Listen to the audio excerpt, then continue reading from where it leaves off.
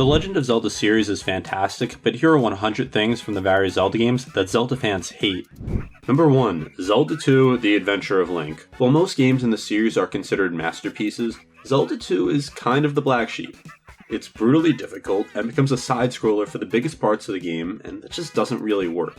It has some good things about it, but it's generally considered the worst in the series. Number 2. Navi. Now, we've gotten some great companions like Midna and the King of Red Lions, but then we have Navi, who started this back in Ocarina of Time. It's not so much what Navi says, but the "Hello! Look! Hey! Listen!" Now here's just a quick reminder to subscribe for part 2, which will have the next 50, and that'll be coming soon, so turn on notifications. Number 3, collecting over 900 Korok seeds. The Zelda series is no stranger to having collectibles scattered along the world, typically being pieces of hearts to increase your health, and these are typically found by completing a side quest or finding some secret hiding spot.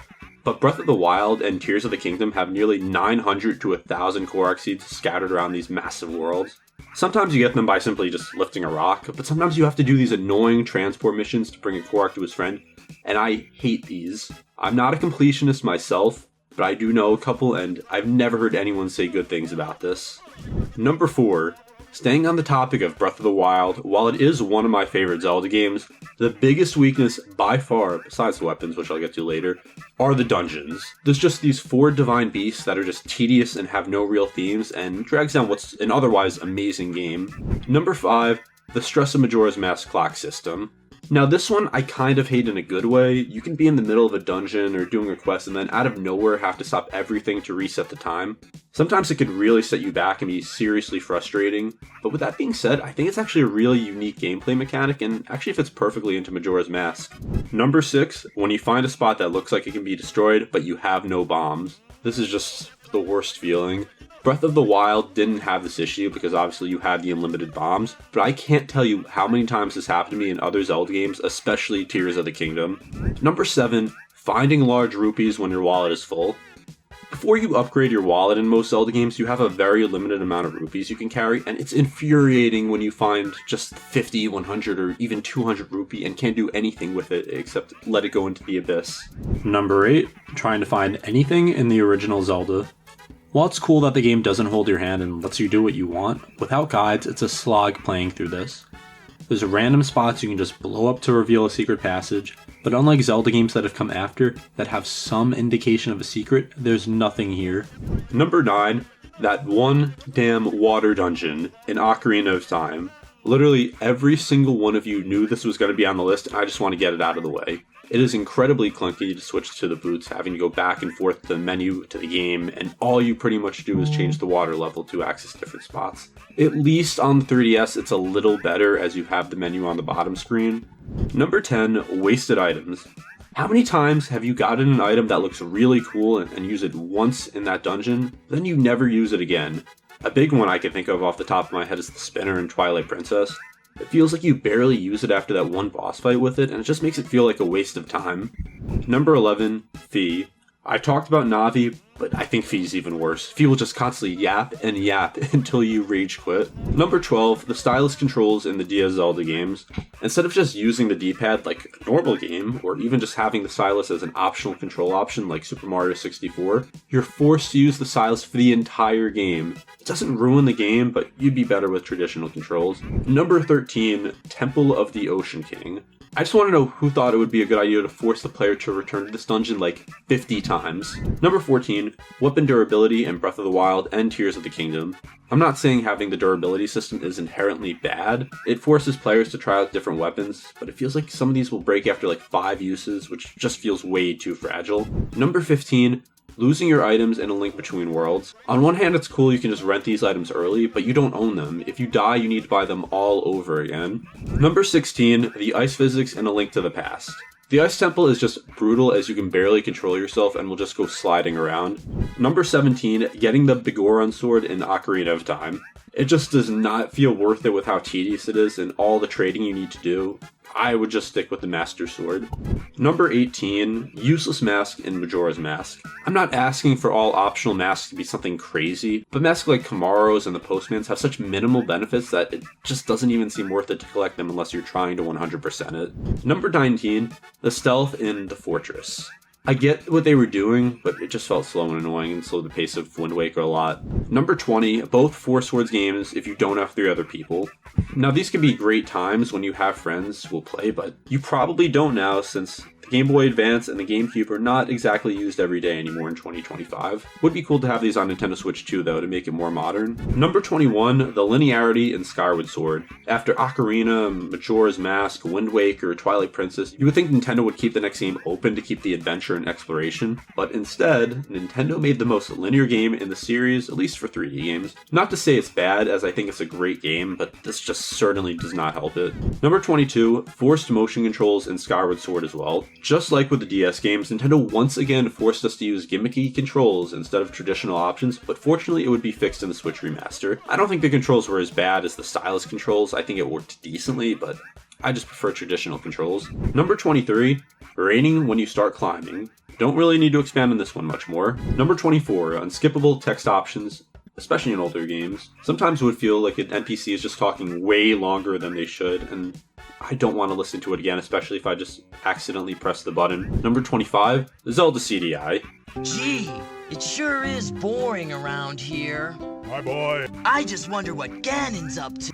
Number 26, the sound effect when you are low on health. I get it's just trying to warn you, but doesn't need to keep going on and on forever. Number 27, paying for hints in Oracle of Ages and Seasons. Seriously, why do I have to fork over rupees just to get a vague hint from some old man? This is not helpful, it's robbery, and it reminds me of Super Mario RPG when you're forced to pay for hints. Number 28, those damn likes. You know them, you hate them, those squishy tube monsters that eat your shield, your tunic, and sometimes your sanity. You finally buy that fancy Hylian shield, and then they eat it. It's gone forever unless you cough up more rupees. Number 29, random overworld damage in the original Zelda. You could literally be walking across the screen and get hit by a rock that came out of nowhere. Why does the environment itself want lick dead? Number 30, the magic meter in Zelda 2. Now, it's been an issue in some other games where you run out and seemingly cannot find any magic, but you run out of magic really fast in this game, and when you're out, you're kind of screwed, because there's no shields, no jump spell, no reflect. You're just going to die to the flying eyeballs. Number 31, running out of stamina climbing in Breath of the Wild and Tears of the Kingdom. You are so close to the top, then Link just gets tired and falls all the way down. You can use an elixir or simply just increase your stamina, but it doesn't stop it from being any more annoying than when it actually happens.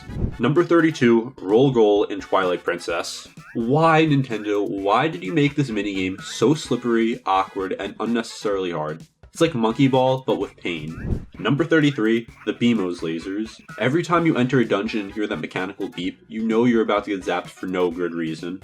These guys have aimbot levels of accuracy. Number 34, the postman interruptions in Twilight Princess. You're in the middle of something epic, and here comes the postman sprinting in to deliver junk mail. Like, thanks for breaking the moment and slowing down the pace. Go run somewhere else, please. Number 35, Tingle's existence. Some people like him, and some people actually love him for some reason. Some people go with him for Halloween, but for the rest of us, Tingle is just unsettling. It's a grown man in a green bodysuit screaming, Kula Limpa for rupees? Yeah, I don't know. I don't really have words here. Number 36, slow text speed in older games. Why do these games think I want to read every sentence one letter at a time? Just let me mash A and move on, please. Number 37, buying a shield in Link's Awakening just to lose it immediately. You save your hard-earned rupees and grab that shield, and then a like shows up, or something eats you, and then you lose your shield. Number 38, the camera in Phantom Hourglass. Stylus control wasn't bad enough. They gave you a camera that's weirdly angled and impossible to adjust. Good luck seeing what's in front of you. Number 39, the minecart dungeons. Why do so many games have these awful minecart puzzles? Oracle of Seasons, Spirit Track, Skyward Sword, they're just usually never fun, like ever. Would be crazy if they made one of these minecarts out of diamonds though. Number 40, Tower of Spirits and Spirit Tracks. That's like the Temple of the Ocean King's annoying cousin.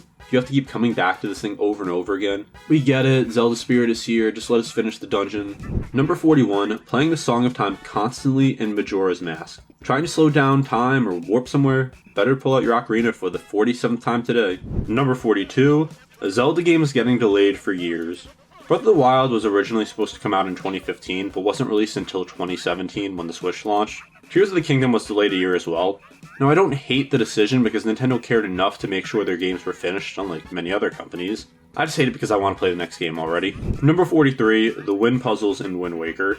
Changing the wind direction every time you want to sail somewhere is just so tedious. Oh, you need to go northeast? Now get out the baton. Number 44, the stupid secret bombable walls. They look normal, there's no cracks, no clues, but if you don't bomb this random wall, it's your fault for not trying every square inch of this map. Number 45, playing songs on the ocarina slowly. Ocarina of Time is a masterpiece and probably one of the best video games of all time, but when you have to play Zelda's Lullaby for the 800th time to unlock a door, it just gets old fast. Number 46, catching fish for hours in Twilight Princess. It was cool like the first time, but maybe the second time, but after 10 tries, trying to get the right fish for a quest, yeah, no thanks. Number 47, the unnecessary stealth segments, especially in Tears of the Kingdom.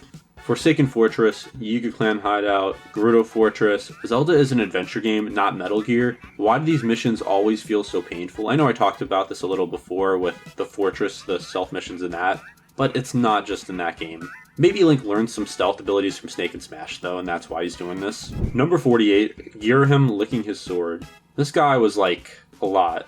Like, he tried to make every boss fight feel like an uncomfortable fever dream. Imagine Ganon doing something like this. 49, dowsing in Skyward Sword. Instead of exploring and stumbling on secrets naturally, you get this weird point your sword like a metal detector mechanic that just isn't fun and feels out of place. Number 50, halfway done now, Moldorn pushing you off platforms. This guy shows up in every 2D Zelda game and always knocks you into a pit right when he's almost dead. A timeless source of rage. And there you have it, the first 50 out of 100 things that Zelda fans hate. If you made it this far, you probably enjoyed this video at least a little bit, so liking and subscribing would really help me out.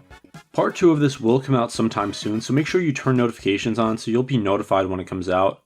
Also comment things that should be in part 2, because even though the script is just about done, I can still add a couple more in, so if your idea is good enough, maybe it'll even be in part 2. But thank you for watching Domainy, I'll see you in part 2, or if you choose to watch the Pikmin documentary coming out soon. Thank you for watching Domainy, and I'll see you in part 2.